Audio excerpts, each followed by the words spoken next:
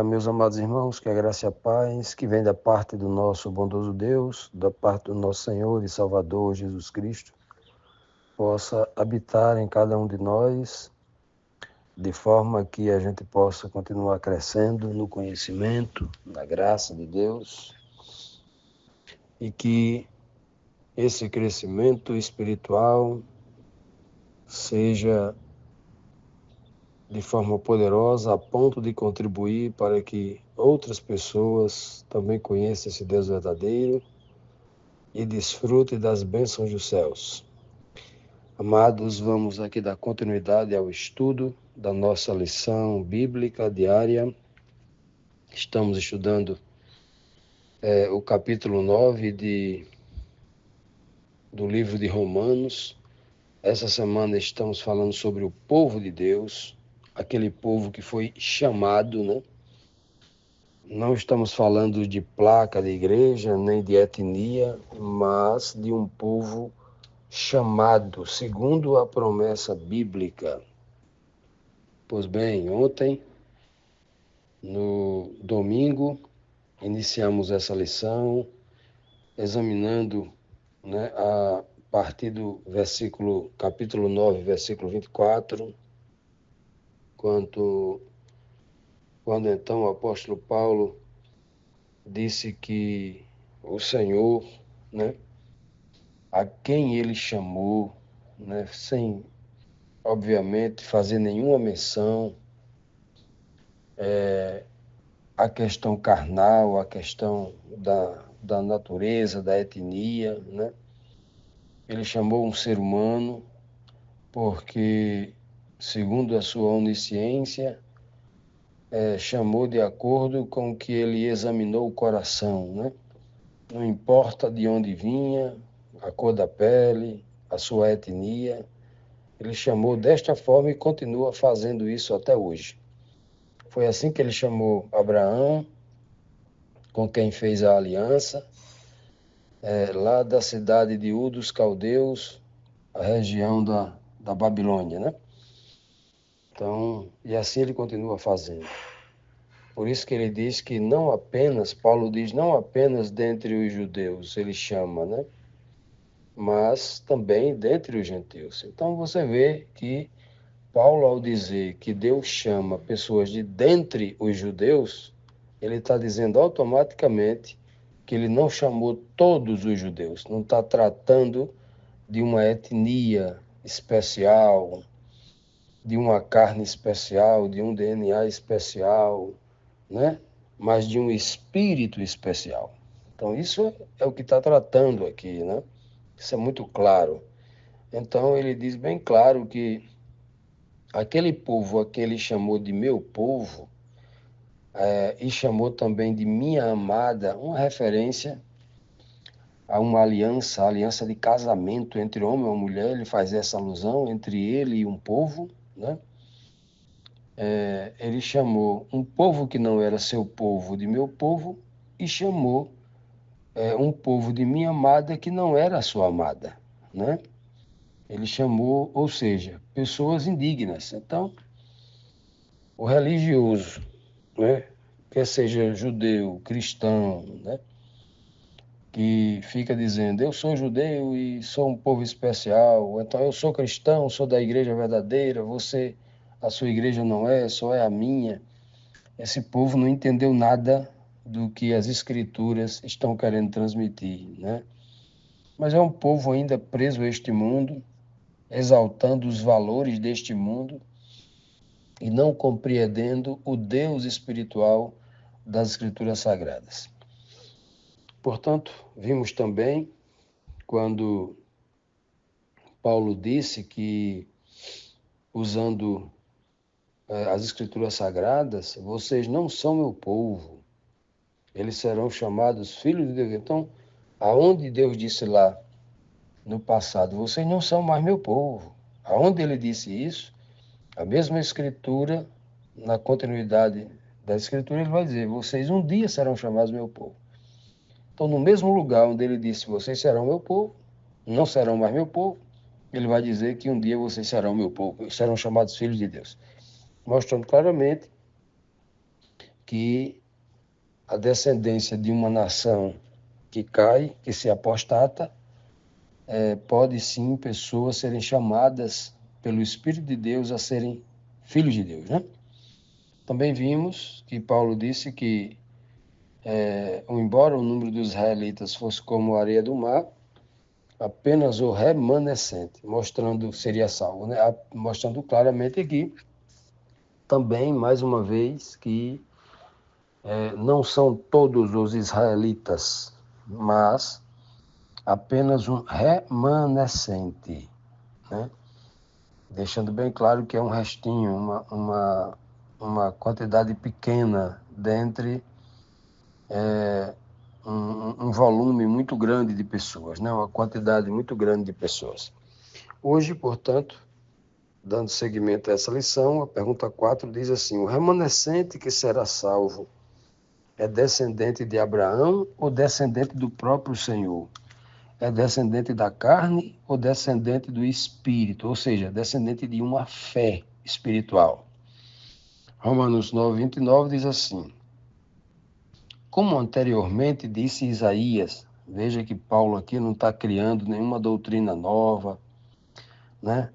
Como alguns judeus tentam descredibilizar Paulo, né? Nenhuma doutrina nova. Tudo que Paulo está citando aqui é o Antigo Testamento, questões que eles não compreenderam, porque sempre preso à letra morta não entendeu a mensagem espiritual implícita, e Paulo, cheio do Espírito Santo, está justamente fazendo essa interpretação lógica, clara, né? Para que as pessoas entendam essa verdade. Então ele diz, olha, como anteriormente disse Isaías, se o Senhor dos Exércitos não nos tivesse deixado descendentes, já estaríamos como Sodoma e semelhantes a Gomorra. Então vejo que Paulo dizendo aqui com muita clareza que se o Senhor não tivesse nos deixado o descendente, então veja que o descendente aqui não é de Abraão, não é de Isaac e de Jacó, mas o descendente do Senhor, porque o próprio Abraão, Isaac e Jacó já são descendentes do Senhor. O Espírito do Senhor é quem os conduzia. Porque se o Espírito de Deus não tivesse no coração, na mente de Abraão, Isaac e Jacó, eles seriam filhos do mundo. Não seriam descendentes do Senhor, né? E se o Espírito do Senhor não estivesse no coração de Abraão, Isaac e Jacó, convencendo-os da perversidade do mundo, da imoralidade, da injustiça, né, deste mundo, ora, o mundo estaria na mesma condição de injustiça, de imoralidades, prostituições e perversidades, abominações que cometiam os habitantes de Sodoma e Gomorra. Então veja que em lugar nenhum ele está dizendo assim, né, ele está valorizando a questão da etnia, né, de uma nacionalidade, mas está falando em relação ao caráter das pessoas, ao espírito das pessoas, né? Está aqui retratando a questão moral, ética, né? A questão da obediência à sua santa lei e daí por diante. É o que ele está tratando aqui. Então, se claramente o Senhor, como diz Isaías, né, não tivesse deixado os seus descendentes espirituais, o povo não estaria como todo o povo do mundo. O exemplo aqui é Sodoma e Gomorra especificamente. E em Sodoma e Gomorra, obviamente, não haviam cristãos e judeus. Ali está falando especificamente de uma etnia que nada tinha a ver com o povo de Israel ou com os cristãos hoje, não é mesmo? Bom dia, meus amados, a graça e a paz. Vamos aqui para a nossa lição, né? A lição desta semana. A pergunta terceira diz: a sentença para a salvação demora o tempo de muitas gerações carnais se desenvolverem? será que a sentença de Deus, né, para a salvação do ser humano, ela demora o tempo, né, de muitas gerações, das gerações carnais, né, não gerações espirituais, né, porque vimos, né, na pergunta 4 aqui, que o Senhor é quem provê, né, os seus descendentes. Vamos ver aqui.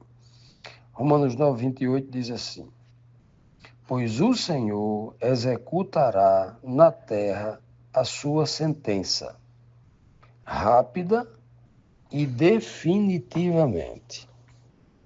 Quando Paulo ele faz ele prossegue aqui, né, o que ele tinha falado no texto anterior, dizendo que ainda que os filhos de Israel fossem como a areia do mar, só o remanescente seria salvo. Ele conclui com esse verso dizendo que o Senhor, ele executa na terra a sua sentença, né?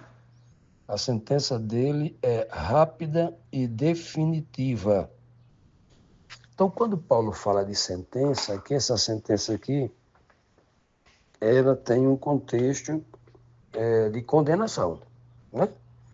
Quando ele diz que ainda que o número dos filhos, né, de Israel, naturalmente, né, da etnia, daquela etnia específica, os descendentes diretos de Jacó, ele diz claramente aqui, falando deste povo, desta etnia, ele fala que o Senhor escolheria apenas alguns, um remanescente de lá de dentro, para pôr o seu espírito e chamá-los, no futuro, obviamente, de filhos de Deus. Ele diz claramente isso. Um remanescente é uma minoria, né? É uma pequena quantidade de pessoas no universo de uma grande multidão, os filhos de Jacó. Como aconteceu aí em várias situações das Escrituras Sagradas, né? E quando ele diz que ele vai executar essa sentença, que sentença? Ainda que os filhos de Israel sejam como Maria do Mar, só um restinho será salvo. Ou seja, a sentença é que a maioria seria condenada. E nas Escrituras Sagradas, a condenação das quais estamos tratando aqui é a morte eterna, obviamente. Paulo vai tratar disso com muita clareza.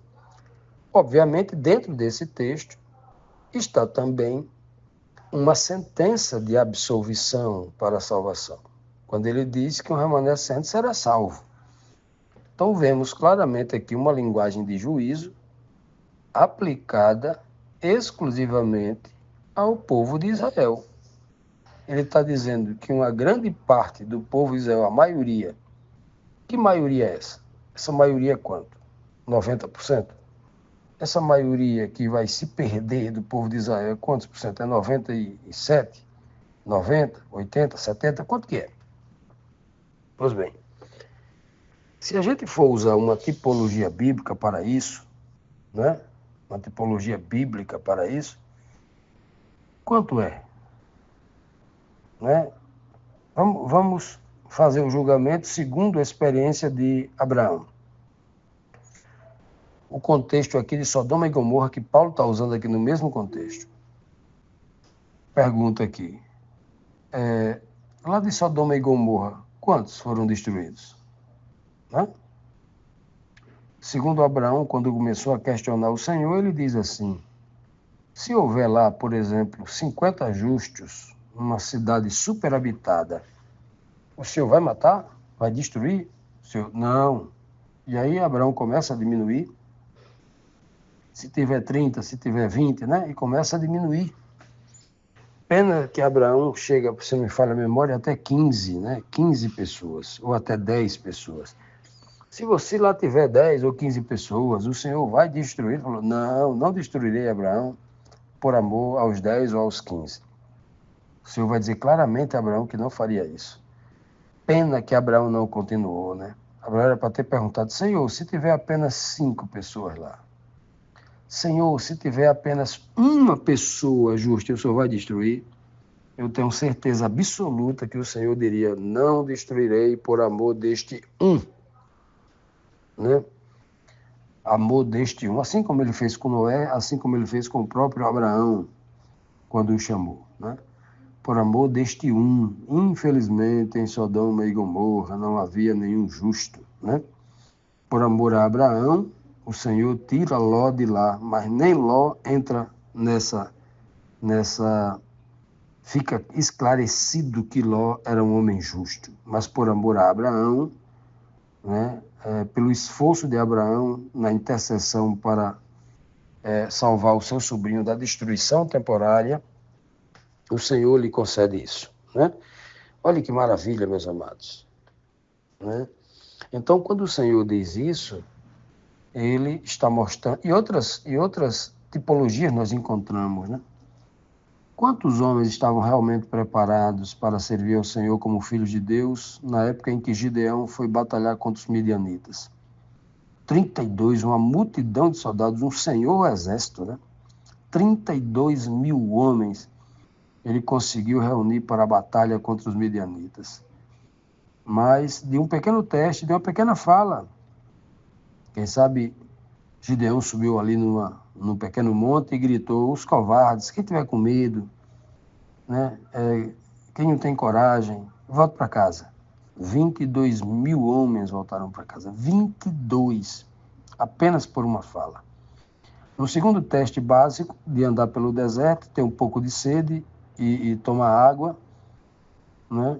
Voltaram, mas dos 10 mil que sobraram, voltaram 9.700 pessoas, restando apenas 300 pessoas, menos de 1%. Então, quando a gente vai partir para a tipologia bíblica, né? Ou então dos espias, os 12 aí, a quantidade já maior, né? Dos 12 espias que foram enviados para olhar a terra de Canaã, né? De 12, só 2, né? Se posicionaram favorável pela fé à ordem do Senhor e acreditaram. E se a gente for para a Escritura Sagrada, a gente vai sempre buscar na tipologia um remanescente. E o remanescente é muito pouco. É muito pouco, né?